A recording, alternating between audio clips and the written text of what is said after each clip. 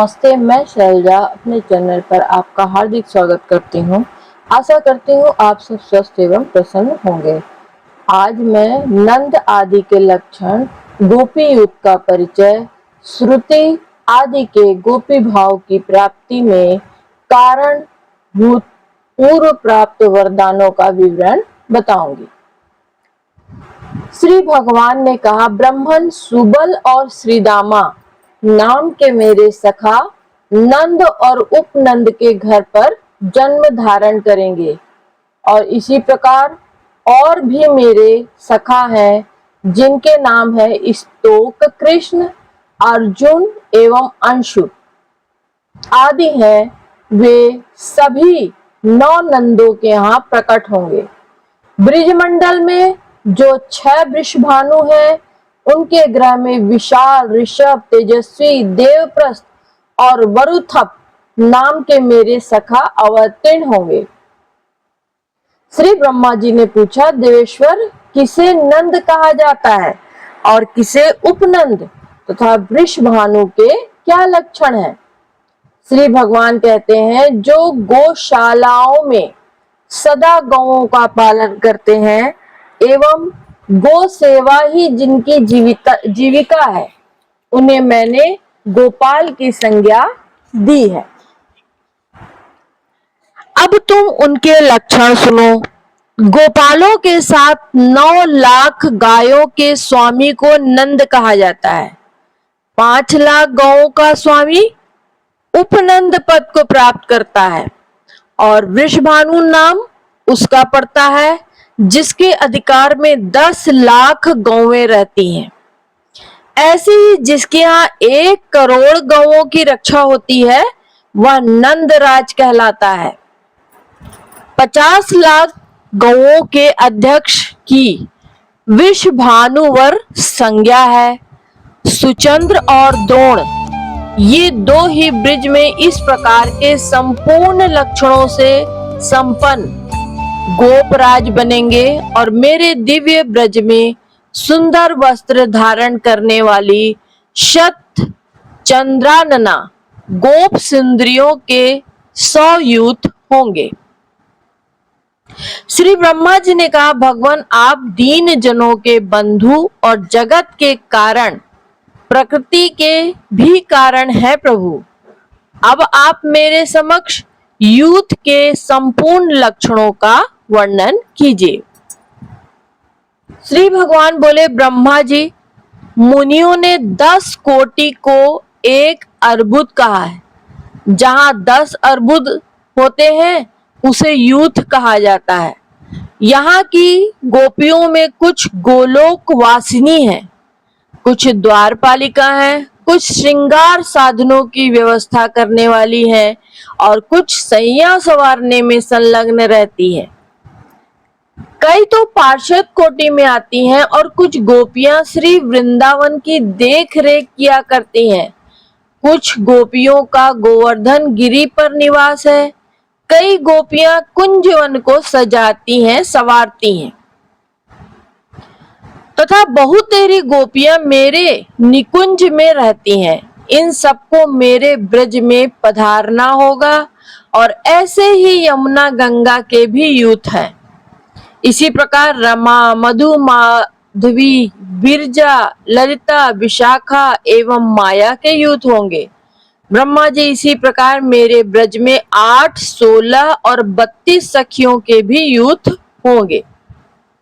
पूर्व के अनेक युगों में जो श्रुतियां मुनियों की पत्नियां, जनकपुर एवं कौशल देश की निवासिनी सुंदरियां, अयोध्या की महिलाएं, यज्ञ में स्थापित की हुई सीता और पुलिंद कन्याएं थी तथा जिनको मैं पूर्ववर्ती युग युग में वर दे चुका हूँ, वे सब मेरे पुण्यमय ब्रज में गोपी रूप में पधारेंगी। उनके भी यूथ होंगे। श्री ब्रह्मा जी ने पूछा, पुरुषोत्तम इन स्त्रियों के ने कौन सा पुण्य काम किया है तथा इन्हें कौन कौन से वर मिल चुके हैं जिनके फलस्वरूप ये ब्रज में निवास करेंगी? कारण आपका वह स्थान तो योगियों के लिए दुर्लभ ही है। श्री भगवान बोले, पूर्व काल में श्रुतियों ने श्वेत द्वीप में जाकर वहां मेरे स्वरूप भूत भूमा विराट पुरुष या पर ब्रह्म का मधुर वाणी में स्तवन किया। तब सहस्त्रपाद विराट पुरुष प्रसन्न हो गए और बोले, श्री हरि ने कहा, श्रुतियों तुम्हें जो भी पाने की इच्छा हो वह वर मांग लो। जिनके ऊपर मैं प्रसन्न हो गया उनके लिए कौन सी वस्तु दुर्लभ है। श्रुतियां बोली, भगवान आप मन वाणी से नहीं जाने जा सकते, अतः हम आपको जानने में असमर्थ हैं। पुराण वेदता ज्ञानी पुरुष यहाँ जिसे केवल आनंद मात्र मानते हैं, अपने उसी रूप का हमें दर्शन कराइए। प्रभु, यदि आप हमें वर देना चाहते हैं तो यही दीजिए। श्रुतियों की ऐसी बात सुनकर भगवान उन्हें अपने दिव्य गोलोक धाम का भगवान ने दर्शन करवाया। जो प्रकृति से परे है वह लोक ज्ञानानंद स्वरूप अविनाशी तथा निर्विकार है। वहां वृंदावन नामक वन है जो काम पूरक कल्प वृक्षों से सुशोभित है। मनोहर निकुंजों से संपन्न वह वृंदावन सभी ऋतुओं में सुखदाई है। वहां सुंदर झरनों और गुफाओं से सुशोभित गोवर्धन नामक गिरी है। रत्न एवं धातुओं से भरा हुआ वह श्रीमान पर्वत सुंदर पक्षियों से आवृत है, जहाँ स्वच्छ जल वाली श्रेष्ठ नदी यमुना भी लहराती है। उसके दोनों तट रत्नों से बंधे हैं। हंस और कमल आदि से वह सदा व्याप्त रहती है। वहां विविध रास रंग में उन्मुक्त गोपियों का समुदाय शोभा पाता है। उसी गोपी समुदाय के मध्य भाग में किशोर वय से सुशोभित भगवान कृष्ण विराजते हैं। उन श्रुतियों की इस प्रकार अपना लोक दिखाकर भगवान बोले, कहो तुम्हारे लिए अब क्या करूं? तुमने मेरा यह लोक तो देख लिया, इससे उत्तम दूसरा कोई वर नहीं है। श्रुतियों ने कहा, प्रभु आपके करोड़ों कामदेवों के समान मनोहर श्री विग्रह को देखकर हम में कामिनी भाव आ गया है और हमें आपसे मिलने की उत्कृष्ट इच्छा हो रही है। हम विरह ताप संतप्त हैं, इसमें संदेह नहीं। अतः आपके लोक में रहने वाली गोपियां आपका संग पाने के लिए जैसे कामिनी भाव से आपकी सेवा करती हैं, हमारी भी वैसी ही अभिलाषा है। श्री हरि बोले, श्रुतियों तुम लोगों का यह मनोरथ दुर्लभ एवं दुर्घट है, फिर भी मैं इसका भली भांति अनुमोदन कर चुका हूं, अतः यह सत्य होकर रहेगा। आगे होने वाली सृष्टि में जब ब्रह्मा जगत की रचना में संलग्न होंगे, उस समय सारस्वत कल्प बीतने पर तुम सभी श्रुतियां ब्रज में गोपियां होगी। भूमंडल पर भारतवर्ष मेरे माथुर मंडल के अंतर्गत वृंदावन में रास मंडल के भीतर मैं तुम्हारा प्रियतम बनूंगा। तुम्हारा मेरे प्रति सुदृढ़ प्रेम होगा जो सब प्रेमों से बढ़कर है। जब तुम सब श्रुतियां मुझे पाकर सफल मनोरथ होगी। श्री भगवान कहते हैं, ब्रह्मा जी पूर्व कल्प में मैंने वर दे दिया है, उसी प्रभाव से वे श्रुतियां ब्रज में गोपियां होंगी। अब अन्य गोपियों के लक्षण सुनो। त्रेता युग में देवताओं की रक्षा और राक्षसों का संहार करने के लिए मेरे स्वस्वरूप भूत महापराक्रमी श्री रामचंद्र जी अवतीर्ण हुए थे। कमल लोचन श्री राम ने सीता के स्वयंवर में जाकर धनुष तोड़ा और उन जनक नंदिनी श्री सीता जी के साथ विवाह किया। ब्रह्मा जी इस अवसर पर जनकपुर की स्त्रियां श्री राम को देखकर प्रेम विवल हो गईं। उन्होंने एकांत में उन महाभाग से अपना अभिप्राय प्रकट किया, हे प्रभु, आप हमारे परम प्रियतम बन जाएं। अब श्री राम ने कहा, सुंदरियों, तुम लोग शोक न करो। द्वापर के अंत में मैं तुम्हारी इच्छा पूर्ण करूंगा। तुम लोग परम श्रद्धा और भक्ति के साथ तीर्थ, दान, तप, शौच और सदाचार का भली भांति पालन करते रहो। तुम्हें ब्रज में गोपी होने का सुअवसर प्राप्त होगा। इस प्रकार वर देकर धनुर्धारी करुणानिधि श्री राम ने अयोध्या के लिए प्रस्थान कर दिया। उस समय मार्ग में अपने प्रताप से उन्होंने भृगुकुल नंदन परशुराम जी को परास्त कर दिया था। कौशल जनपद की स्त्रियों ने भी राजपथ में जाते हुए उन कमनीय कांतिराम को देखा और उनकी सुंदरता कामदेव को मोहित कर रही थी। उन स्त्रियों ने श्री राम को मन ही मन में पति के रूप में वर्ण कर लिया।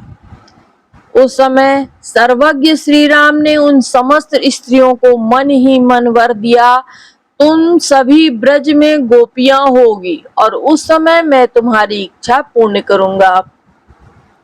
फिर सीता और सैनिकों के साथ रघुनाथ जी अयोध्या पधारे। यह सुनकर अयोध्या में रहने वाली स्त्रियां उन्हें देखने के लिए आईं। श्री राम को देखकर उनका मन मुग्ध हो गया। वे प्रेम से विह्वल होकर मूर्छित सी हो गई। फिर वे श्री राम व्रत में परायण होकर सरयू के तट पर तपस्या करने लगी।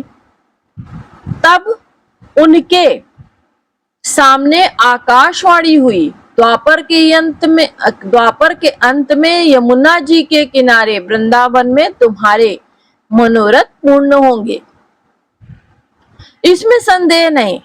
जिस समय श्री राम ने पिता की आज्ञा से दंडक वन की यात्रा की, सीता और लक्ष्मण भी उनके साथ थे और वे हाथ में धनुष लेकर इधर उधर विचर रहे थे। वहीं बहुत से मुनि थे। उनकी गोपाल वेशधारी भगवान के स्वरूप में निष्ठा थी। रासलीला के निमित्त वे भगवान का ध्यान करते थे। उस समय भगवान श्री राम की युवा अवस्था थी। वे हाथ में धनुष बाण धारण किए हुए थे। जटाओं के मुकुट में उनकी विचित्र शोभा थी। अपने आश्रम पर पधारे हुए श्री राम में उन मुनियों का ध्यान लग गया। वे ऋषि लोग गोपाल वेशधारी भगवान के उपासक थे, अतः दूसरे ही स्वरूप में आए हुए श्री राम जी को देखकर उनके मन में अत्यंत आश्चर्य हो गया। उनकी समाधि टूट गई और देखा कि करोड़ों कामदेवों के समान सुंदर श्री राम दृष्टिगोचर हुए। तब वे बोल उठे, अहो, आज हमारे गोपाल जी वंशी एवं वेद के बिना ही पधारे हैं। इस प्रकार मन ही मन विचार करके सबने श्री राम को प्रणाम किया और उनकी उत्तम स्तुति करने लगे। तब श्री राम जी ने कहा, मुनियों, वर मांगो। यह सुनकर सभी ने एक स्वर में कहा, जिस भांति सीता आपके प्रेम को प्राप्त है, वैसे ही हम भी चाहते हैं। श्री राम बोले, यदि तुम्हारी ऐसी प्रार्थना हो कि जैसे भाई लक्ष्मण है वैसे ही हम भी आपकी भाई बन जाएं, तब तो आज ही मेरे द्वारा तुम्हारी अभिलाषा पूर्ण हो सकती है। किंतु तुमने तो सीता के समान होने का वर मांगा है, अतः यह वर महान कठिन और दुर्लभ है, क्योंकि उस समय मैंने एक पत्नी व्रत इस समय धारण कर रखा है। मैं मर्यादा की रक्षा में तत्पर रहकर मर्यादा पुरुषोत्तम भी कहलाता हूँ। अतएव तुम्हें मेरे वर का आदर करके द्वापर के अंत में जन्म धारण करना होगा और वहीं मैं तुम्हारे इस उत्तम मनोरथ को पूर्ण करूंगा। इस प्रकार वर देकर श्री राम स्वयं पंचवटी पधारे। वहां पर्णकुटी में रहकर वनवास की अवधि पूरी करने लगे। उस समय भीलों की स्त्रियों ने उन्हें देखा। उनमें मिलने की उत्कट इच्छा उत्पन्न होने के कारण वे प्रेम से विवल हो गई।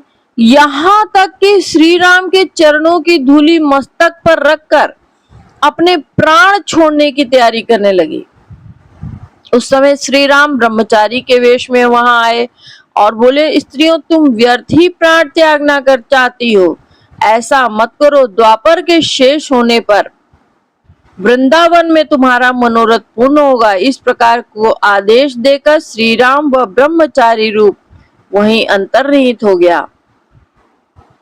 तत्पश्चात श्री राम ने सुग्रीव आदि प्रधान वानरों की सहायता से लंका में जाकर रावण प्रभृति राक्षसों को परास्त किया।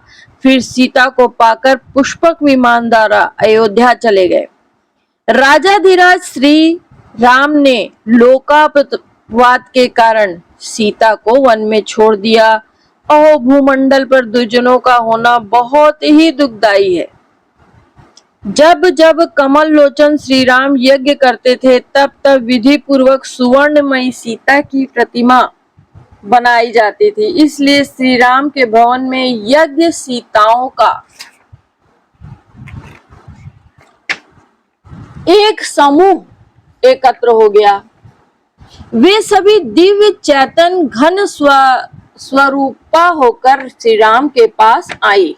उस समय श्री राम ने उनसे कहा, प्रियाओं मैं तुम्हें स्वीकार नहीं कर सकता। ये सभी प्रेम परायणा सीता मूर्तियां दशरथ नंदन श्री राम से कहने लगी, ऐसा क्यों? हम तो आपकी सेवा करने वाली हैं। हमारा नाम भी मिथिलेश कुमार सीता है। हम उत्तम व्रत का आचरण करने वाली सतियां भी हैं। फिर हमें आप ग्रहण क्यों नहीं करते? यज्ञ करते समय हम आपकी अर्धांगिनी बनकर निरंतर कार्यों का संचालन करती रही हैं।